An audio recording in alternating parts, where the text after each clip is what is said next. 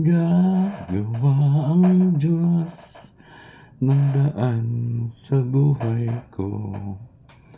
Pagkilos niya'y mahiwaga, sa'kin may layunin siya.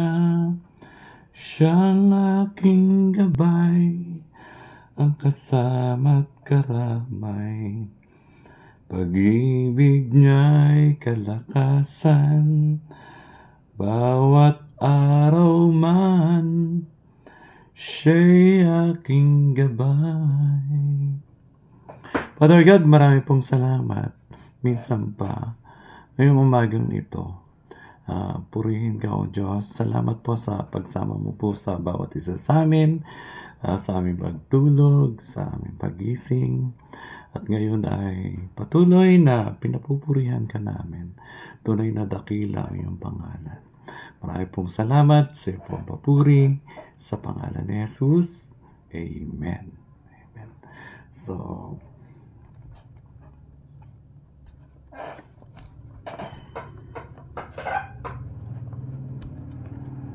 hindi lingid po sa bawat isa sa atin na sa bawat araw ay patuloy na nandun yung kanyang biyaya. Ano po? Narito yung mga blessings ng Lord. Iba-iba. Ano po? At kayo naniniwala na bawat isa sa atin ay nakakatanggap. Ano po? Na mga blessing ayon po dun sa ating mga ginawa. So, ang maganda po sa Lord, once na meron siyang task, merong inutos, merong nais na baguhin sa ating buhay. Pagkatapos po noon, may mga blessing, may binibigay ang Lord sa atin. So, minsan pa, magandang umaga po sa bawat isa. At tayo po ay nasa morning devotion ng tips and reminders. Ayan. At ating pong pag-aaralan ngayon ay mula po sa unang Pedro, 1 Peter 5 verse 6. Ang sabi po dito, humble yourselves, then under God mighty hand, so that He will lift you up in His own good time. Ayan. Alam po ba nyo na gusto ng Panginoon na maging Christ-like tayo? Ayan.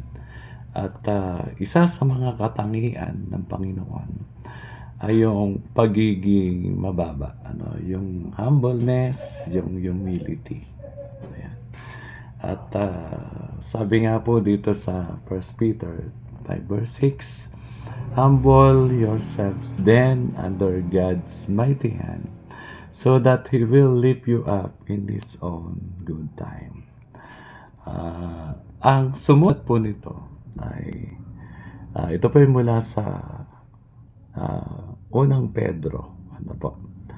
At pinapakita dito na sa bawat Kristiyano ay ninanais ng Panginoon na makita yung ating kapakumbabaan. Alam po ba nyo na ang Panginoon mismo, ipinakita niya yung kanyang humbleness. Ayan. Dito po sa Pilipos chapter 2 verse 6, ang sabi po dito, kahit taglay niya ang kalikasan ng Diyos, hindi niya pinagpilitang manatiling kapantay ng Diyos. Sa halip kusa niyang binitawan ang pagiging kapantay ng Diyos at namuhay na isang alipin. Servant. Ano po? Ipinanganak siya bilang tao. At nang siya'y maging tao, nagpakumbaba siya at naging masunuri hanggang kamatayan. Maging ito man ay kamatayan sa krus. Tuloy ko na po. Dahil dito siya lubusang itinaas ng Diyos at binigyan ng pangalang higit sa lahat ng pangalan. Sa gayon, sa pangalan ni Jesus ay luluhod at magpupuri ang lahat ng nasa langit, nasa lupa at nasa ilalim ng lupa. At ang lahat ay magpapahayag na si Jesucristo ay Panginoon sa ikaluluwalhati ng Diyos Ama. So dito po ay unang binanggit na ang sabi po dito ay siya ay nagpakumbaba at naging masunurin hanggang kamatayan, maging ito man ay kamatayan sa krus. So doon po sa pagsilang, di ba, sa sabsaban siya isinilang. Tapos makikita natin yung tas ng ating Diyos na siya po ay mamamatay doon sa krus ng Kalbaryo, sinunod niya. So nandun po yung humbleness. At ang Panginoon, gusto rin niya na tayo ay maging katulad niya na mapagpakumbaba.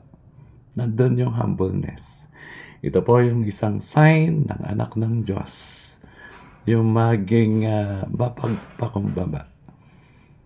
Mga kapatid, sa bawat isa sa atin, mula nung inaccept natin ang Panginoon bilang Lord and Savior natin, na ano na pong nangyari doon po sa ating ugali. Hanggang ngayon po ba nakikitaan tayo ng pagiging mataas, ayaw sumunod? Yung dati ba nating ugali na pagiging mayabang ay nawala na, ibinigay mo na ba ito sa Lord? Ano po? So, napakahalaga po nung humbleness. Ano po? Ayan. Bawat isa po sa atin ay, lalo na noon na hindi tayo nakakilala sa Panginoon, every person has a tendency to lift himself up. Diba? Kahit na po sa school, diba? Gusto mo, ikaw yung mapansin, ikaw yung manalo, ikaw yung maging highest honor sa lahat. Yan. Nawawala po yung humbleness. At anong nangyayari ay dun sa mga alagad din, naranasan nila, nung sila bago pa ang pang-Kristiyano, na nandun yung kanilang pagiging magagalatin, mayabang. Pero sa paglipas ng panahon, katulad ni Pedro, siya po ay nahubog ng Diyos. At nandun yung kabaitan. Ganon din po yung humbleness. Ano po? Ayan. Doon po sa ating binasa, 1 Peter 5:6, yung bago mag 5:6, 5:5, ang sabi po dito. And all of you must put on the apron of humility to serve one another, for the scripture says, God resists the proud, but shows favor to the humble. Ayan. So, ang sabi niya, nire-resist niya yung proud. Yan, yung mga sumusobra, yung mga nagmamalaki. At sabi ko dito sa kusad, but shows favor to the humble. May favor na inilalaan ang Diyos kapag tayo po ay naging humble sa harapan ng Panginoon. Yan. Meron pong blessing sa humility. Meron pong blessing kapag ikaw ay naging mapagpakumbaba. Ayan. So, we will receive God's grace, God's favor, if we are humble. So, nakita po nyo yung yung palay, sa probinsya, di po ba marami niyan? Ayan. Pag yan po ay dumating doon sa punto na siya po ay nagbubuntis na, yung kanyang yung puno, nagbubuntis. Tapos makikita mo, unti-unti siyang pumuputok, lalabas yung kanyang mga uhay. Napakarami. Ayan. Tapos makikita mo po, nagyuyukuan. It is a sign of stubbornness. The more na dumarating yung time na pinamumunga siya ng Diyos, ay lalo naman silang yumuyuko at nagpapakumbaba. Ganun din po sa ating buhay, mga kapatid. Napakahalaga na makita sa atin yung humbleness, tayo maging mababa sa kahit sino mang tao na tayo nakakausap. Naniniwala ako ng pagpapala ng Diyos ay lalo niyang ibubuhos, yan, sa bawat isa sa atin. Nandun yung blessings ni God. Yan.